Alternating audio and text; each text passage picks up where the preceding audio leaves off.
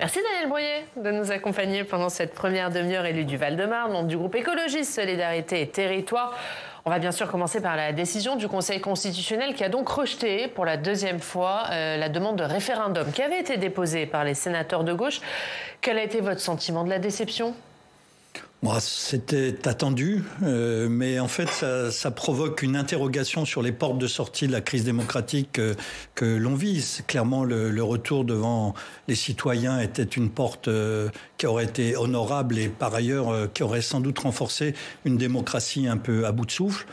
Ce qu'on peut constater, c'est que ce RIP a peut-être été fait pour ne jamais pouvoir être utilisé et que la Ve République a besoin d'être rénovée et d'avoir quelques conquêtes démocratiques qui viennent revivifier une démocratie à bout de souffle où les pouvoirs sont excessifs pour l'exécutif et le président de la République. Vous souhaitez changer les modalités d'application de ce RIP ? Il y a un sénateur socialiste qui va déposer une proposition de loi à ce sujet. C'est une bonne chose pour vous ? Non, mais bien sûr, quand il y avait eu l'affaire de la privatisation d'ADP, on avait vu la difficulté qu'il y a à mobiliser sur un sujet qui, par ailleurs, ne concernait pas tous les Français. Là, je suis à peu près certain que nous aurions obtenu les millions de signatures indispensables pour cette consultation.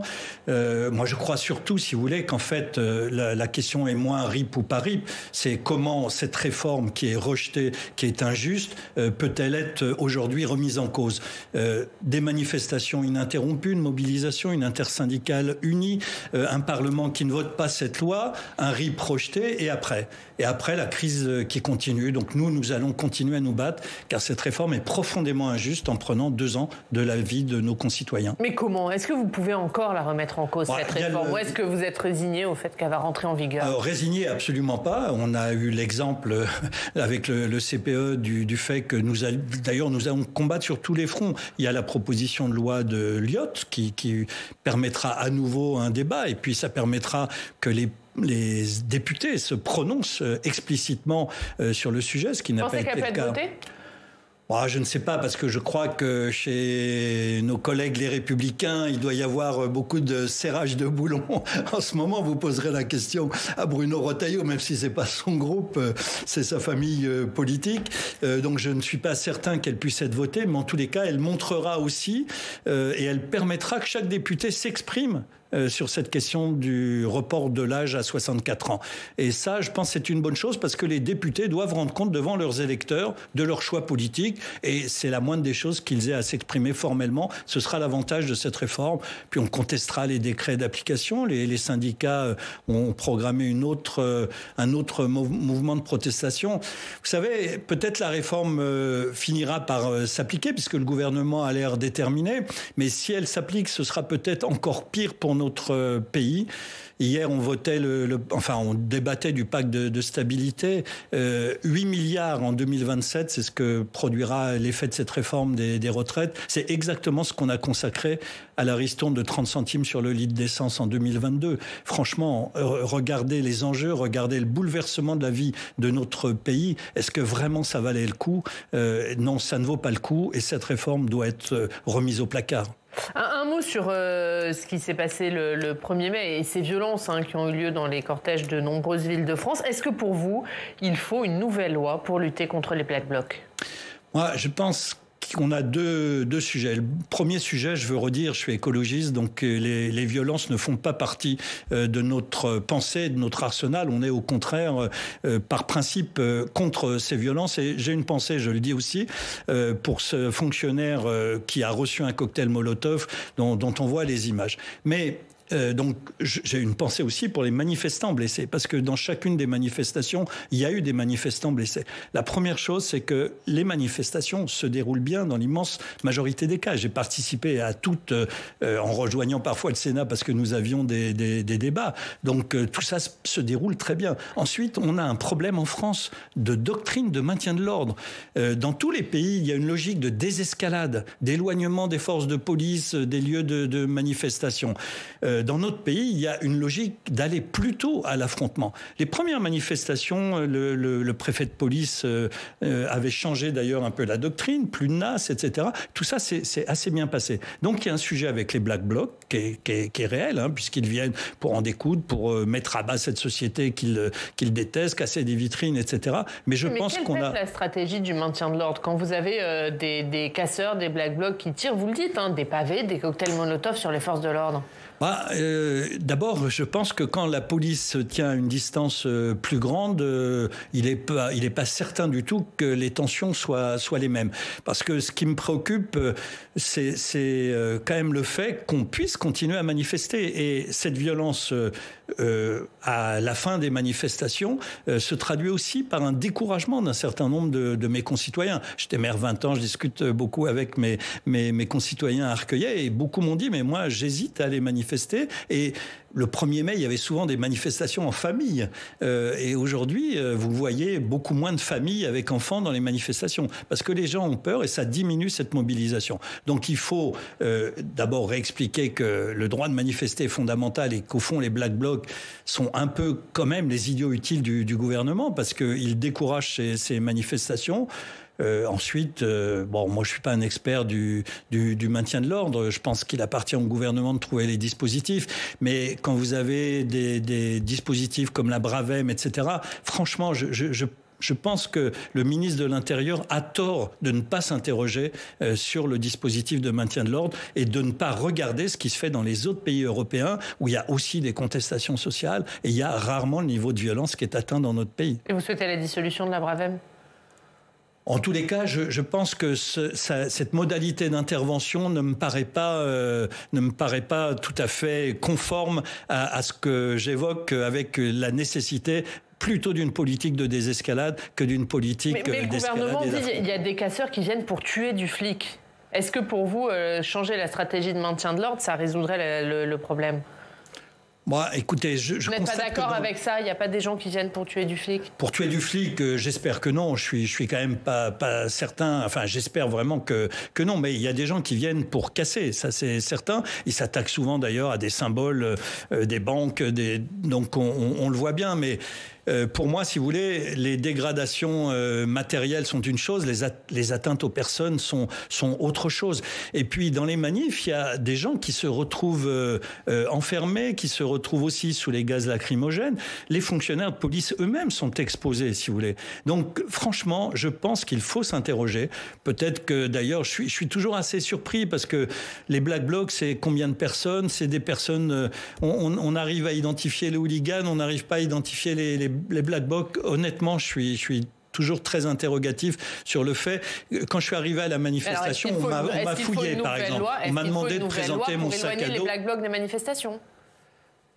En tous les cas, je pense qu'il faut des dispositifs qui garantissent effectivement le droit de manifester. Et si on peut empêcher les Black Blocs de manifester, des gens qui viennent, qui jettent des cocktails Molotov, effectivement, ils méritent d'avoir une interdiction de manifester. Vous êtes prêt à soutenir un durcissement de la loi pour que les Black Blocs ne puissent plus agir comme ils le font? Je suis surtout prêt et demandeur d'un débat sur la technique de maintien de l'ordre qui, à mon avis, leur donne la part belle et renforce le risque de ces tensions. On va parler de la suite, je le disais, le gouvernement qui cherche à tourner la page de la réforme des retraites et veut passer à l'étape d'après, notamment sur la question de l'emploi et du travail, sujet que vous suivez particulièrement, Daniel Breuiller. Elisabeth Borne a présenté des mesures dans sa feuille de route des 100 jours. On regarde le détail avec Audrey Vettaz.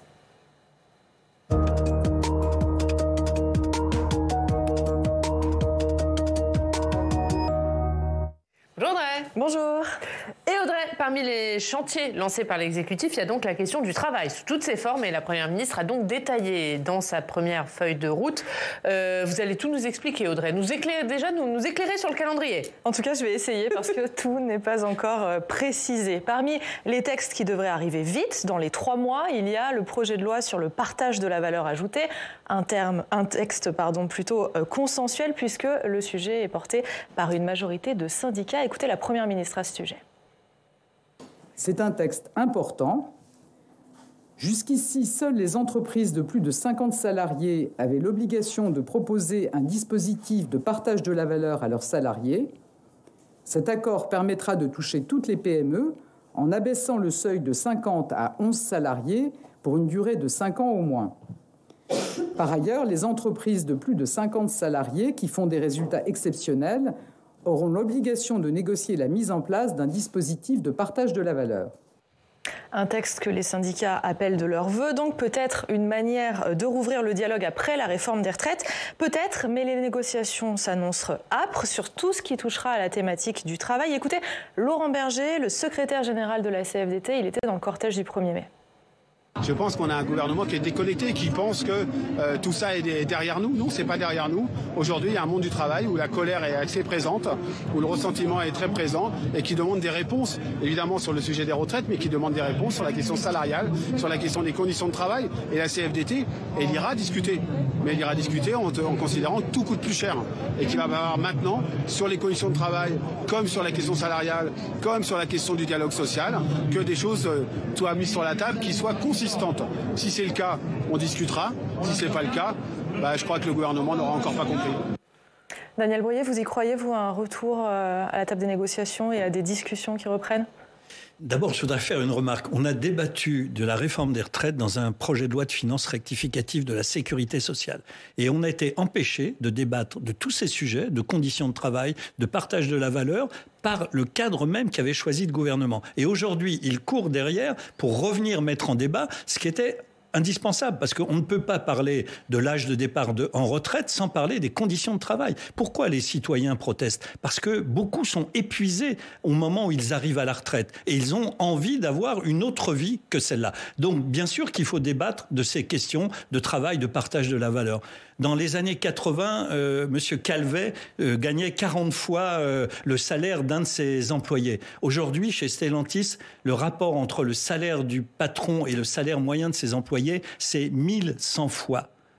Le patron de Stellantis gagne en 3h37 minutes le salaire moyen annuel d'un de ses salariés. Ça n'est pas possible. Si on veut une société qui se tient, où il y ait de la cohésion sociale, ça n'est pas possible qu'il y ait tant d'accumulation de richesses chez quelques-uns et tant de difficultés à vivre chez la plus grande partie de nos concitoyens. Donc, bien sûr, il faut que ces sujets soient évoqués, mais ils sont premiers et ça n'est pas en demandant 2 ans de travail en plus qu'on doit équilibrer les comptes, c'est en répartissant au contraire différemment la richesse produite dans notre pays, évidemment au bénéfice des salariés.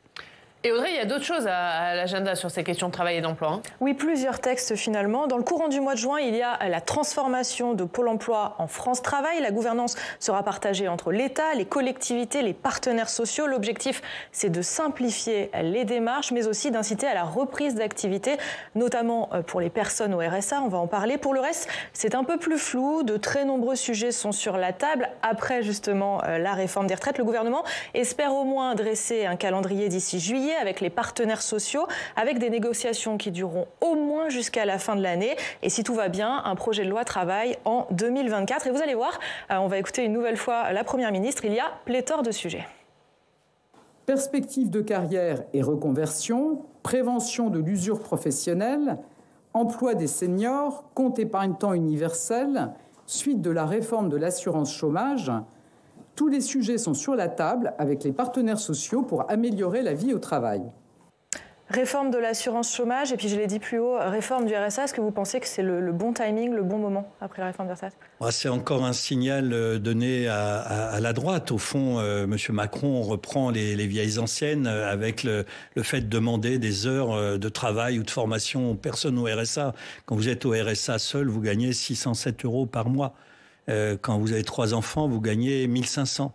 Donc, on continue à croire que ces gens sont des profiteurs. Il y a 30% des gens qui pourraient bénéficier du RSA qui ne font pas valoir leurs droits au RSA. Et personne n'est heureux de vivre au RSA. Donc, aider des personnes au RSA à retrouver de l'emploi, ça, c'est effectivement un volet très important. Mais les contraindre et, au fond, les culpabiliser, dire, vous voyez, ils ne veulent pas travailler, c'est pour ça, il faut donc leur imposer quelque chose, c'est vraiment une dérive. C'est pas ce que dit le gouvernement. Hein. Le gouvernement dit que c'est un accompagnement vers l'emploi. Oui, mais on déguise un accompagnement vers l'emploi. en imposant un temps de 15 à 20 heures. D'ailleurs, la Seine-Saint-Denis, le patron de la Seine-Saint-Denis, enfin le président de la Seine-Saint-Denis, Stéphane Troussel, a décidé de se retirer de cette expérimentation au vu de son contenu, et il a raison. Moi, je me rappelle avoir connu dans ma vie de maire des personnes au RSA qui étaient malmenées par les services fiscaux parce qu'ils étaient bénévoles dans des associations. On leur reprochait, alors que c'est une activité très utile pour maintenir les gens en insertion, que d'avoir une activité bénévole. On leur reprochait de ne pas finalement consacrer tout leur temps à la recherche d'emploi. Et maintenant, on va leur demander de faire 15 heures, 20 heures de quoi? Si c'est des heures de formation, eh bien, c'est très bien. Il faut développer les possibilités d'accès à l'emploi. Mais au fond, c'est une culpabilisation. On dit que les gens qui ne travaillent pas sont responsables du non-travail, et on propose comme travail des jobs sous-payés, ubérisés, etc., qui effectivement ne font pas envie, et qui fait qu'on a beaucoup d'emplois qui ne trouvent pas d'ailleurs à être pourvus aujourd'hui. Donc, pas de culpabilisation des gens au RSA. C'est un droit fondamental, comme le droit aux allocations chômage, comme le droit à la retraite. Et finalement, on touche aux droits qui protègent les plus faibles de nos concitoyens, les uns après les autres. Parmi les thèmes dont on ne reparle plus vraiment, il y a ce qui a été retoqué par le Conseil constitutionnel. Je pense à l'index senior ou au CDI senior. Ça pourrait apparaître dans un texte sur l'emploi des seniors, justement.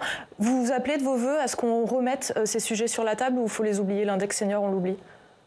Bon, moi, j'appelle surtout de mon vœu qu'on retire la réforme, l'âge de 64 ans, et ce qui permettra de s'intéresser collectivement à la façon dont déjà, vous savez, la moitié des plus de 60 ans sont déjà en cessation d'activité avant de pouvoir accéder à leur droit à la retraite. Donc, cette question de l'index senior ou de l'emploi des seniors est une question qui mérite. Vous évoquez le compte épargne-temps, par exemple. C'est un sujet que la CFDT portait en disant ça pourrait permettre aussi d'avoir un accompagnement les dernières années avec un emploi à mi-temps, enfin une transition vers la retraite qui soit une transition douce au regard des souffrances au travail, des difficultés pour un certain nombre de salariés. Donc tous ces sujets méritent d'être débattus. Et ils auraient même mérité d'être débattus dans le cadre d'une loi cohérente, d'une loi travail, et pas d'une loi de rectification des finances de la sécurité sociale pour juste faire passer cette pilule des 64 ans. Donc, je ne sais pas ce que décideront les syndicats, mais je crois qu'ils ont raison de dire la facture, il faudra de vrais débats. Et j'ai un doute là-dessus, parce qu'au fond, le gouvernement vient toujours avec ses solutions clés en main à prendre ou à laisser.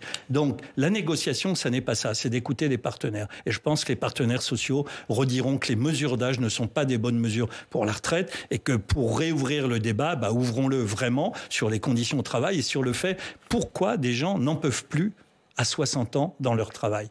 On me dit, mais vous ne soutenez pas le travail, vive la valeur travail, etc. Mais si les gens sont usés, c'est aussi parce que le travail use. Donc il ne faut pas seulement prendre des mesures individuelles sur les personnes, il faut prendre des mesures de transformation des conditions même de travail. Et tout ça, moi je fais confiance aux syndicats pour porter ça, je fais beaucoup moins confiance au gouvernement pour être dans une réelle concertation qui est indispensable sur tous ces sujets.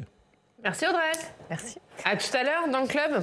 On va parler du retour du projet de loi anti-casseurs. Et ce sera à suivre dans le club. On va voir l'actualité dans votre département. Maintenant, on va aller dans le Val-de-Marne où on retrouve Cécile Dubois. Bonjour, merci beaucoup d'être avec nous, rédactrice en chef à 94 citoyens. Cécile, vous allez nous parler de la question de l'eau. Oui, bonjour, merci de votre invitation. Bonjour. Oui, je vais vous parler de l'eau potable en Île-de-France. Le syndicat des eaux d'Île-de-France, qui gère l'eau potable d'un tiers des habitants de la région, souhaite mettre en place un nouveau mode de traitement de l'eau qui inclut une nouvelle étape de filtration membranaire, dite osmose inverse basse pression, qui promet une filtration de 100 000 à 1 million de fois plus petite qu'un cheveu pour ne laisser passer que les molécules d'eau. Alors c'est un petit peu technique, mais la promesse, c'est d'avoir une eau plus pure avec quasiment plus de traces de pesticides, plus de traces de polluants éternels comme les PFAS et à terme plus de chlore, donc un meilleur goût. Et donc en termes d'intérêt écologique, le CEDI fait valoir une plus grande durée de vie des produits qui utilisent de l'eau car elle sera moins calcaire, une diminution de l'achat de bouteilles d'eau et aussi une diminution puis une suppression du chlore. Donc actuellement, une concertation publique se tient jusqu'au mois de juillet et tous les citoyens sont invités à donner leur avis. J'aurais aimé savoir quelle était votre position en tant que sénateur par rapport à ce débat, à cette question. Quelle est votre position? Comment comptez-vous prendre part au débat, voire élargir ce débat à la gouvernance de l'eau potable, comme l'y a invité la présidente par intérim de la commission nationale du débat public, Hilaria Castillo? C'est une technique très coûteuse. Si le CEDIF doit mettre en place cet outil dans l'ensemble de ces usines, c'est à peu près 2 milliards d'euros et 20 centimes de plus sur la facture d'eau des consommateurs. Et on produit une eau tellement pure qu'il faut rajouter de l'eau à la sortie pour qu'elle puisse être potable. C'est par ailleurs une technique très coûteuse aussi en énergie. Donc, moi, je suis écologiste, je pense d'abord aux logiques de sobriété. Et très franchement, je m'interroge et je me demande même si ça n'est pas, au fond, une façon de rendre notre dépendance à Veolia quasiment définitive. Parce que ces techniques ne sont accessibles qu'à des très grands groupes comme le groupe Veolia, qui depuis plus de 100 ans, quand même, détient le marché de l'eau de l'essentiel des habitants d'Île-de-France. Vous le savez, il y a eu des retours en régie. Ça a été le cas, d'ailleurs, de la commune dont j'ai été élu et de beaucoup de communes de l'ancien Val de Bièvre. Moi, je n'exclus pas totalement, et d'ailleurs, je regarderai attentivement et j'essaierai de participer à ces débats, parce qu'il y a une situation qui est nouvelle, c'est que plus on cherche les polluants, plus on en trouve. On a trouvé encore plus de la moitié de l'eau distribuée en France contient des polluants, les PFAS que vous avez évoqués, évidemment des herbicides, des pesticides. Ça n'empêche d'ailleurs pas notre ministre de l'Agriculture de dire qu'il faut continuer à les utiliser tant qu'on n'a pas de solution. Et du coup, en fait, nous, notre logique est plutôt de dire évitons les pollutions de l'eau plutôt que de mettre en place des systèmes très coûteux de traitement de l'eau en aval. Il vaut quand même mieux prévenir en amont, préserver la qualité de l'eau en amont plutôt que d'avoir à traiter avec des traitements aussi coûteux que celui-là. Mais l'exigence de la qualité de l'eau reste une exigence absolue et donc j'écouterai les débats aussi des techniciens, même si ma première analyse est plutôt une analyse négative et qui est une fuite en avant vers plus de technologie et vers une dépendance à quelques groupes privés seuls capables de porter de tels investissements. Cécile, on va parler politique, on va parler des sénatoriales. L'élection, c'est le 24 septembre et vous allez nous parler sénatoriale dans le Val-de-Marne. Oui, tout à fait. Alors, nous avions eu l'occasion de l'évoquer d'ailleurs sur cette antenne il y a quelques semaines. La gauche risque très fortement de perdre un siège en Val-de-Marne lors des sénatoriales de septembre, suite aux municipales de 2020, sauf à réussir l'union face à cette union semble toutefois impossible à réaliser aujourd'hui.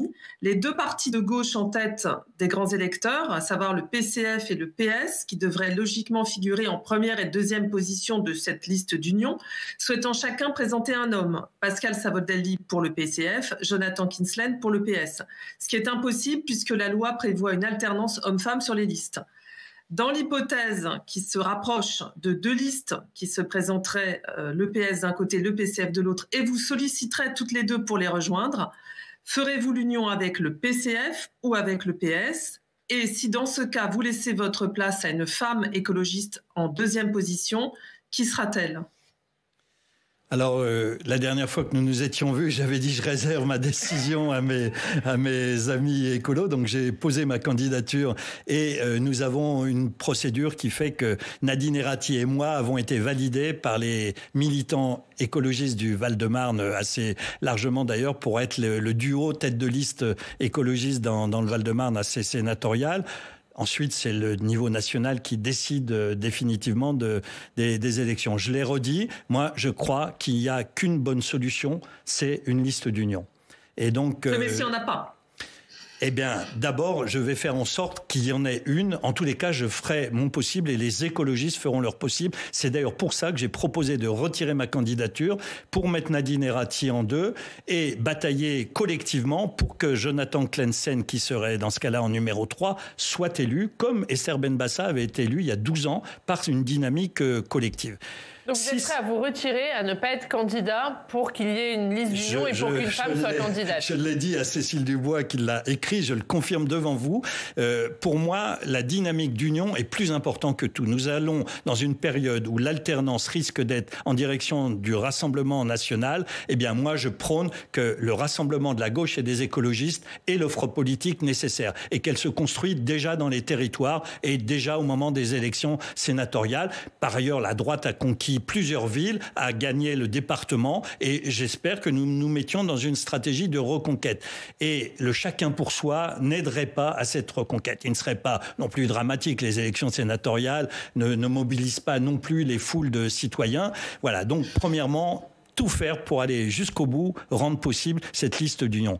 Si elle n'est pas possible, soit il y a un accord national qui se discute avec le PC et le PS, je te laisse un siège ici, tu m'en laisses un ici, parce qu'il faut que à l'arrivée, la gauche soit gagnante, la gauche et les écologistes soient gagnants. Je vois bien à quel point notre petit nombre au sein du Sénat est une difficulté, évidemment, pour faire entendre nos voix, même si nous portons nos voix avec conviction. Donc, il est possible qu'il y ait des accords nationaux qui tranchent ce sujet. Moi, j'évoquais le fait, par exemple, que dans les Hauts-de-Seine, département voisin, s'il devait y avoir de façon certaine un socialiste élu dans le Val-de-Marne, il faudrait qu'il y ait une écologiste élue dans les Hauts-de-Seine ou vice-versa. Donc, ces discussions nationales sont logiques dans une élection sénatoriale. Sinon, départementalement, il n'y a aucune raison d'aller avec les uns ou avec les autres. Et si jamais, au bout du compte, il n'y avait pas de liste d'union, eh bien, je conduirais une liste que je chercherais la plus rassembleuse possible dans le Val-de-Marne, avec l'espoir de passer le cap et d'arriver, malgré tout, dans cette configuration, à obtenir un siège pour les écologistes. Merci Cécile Dubois, merci beaucoup d'avoir été avec nous ce matin. La une de 94 citoyens, la renaissance d'une librairie indépendante dans le quartier village à Créteil. C'est à la une. Merci beaucoup d'avoir été avec nous Cécile Dubois et merci Daniel Breuiller d'avoir été notre invité pendant cette première demi-heure.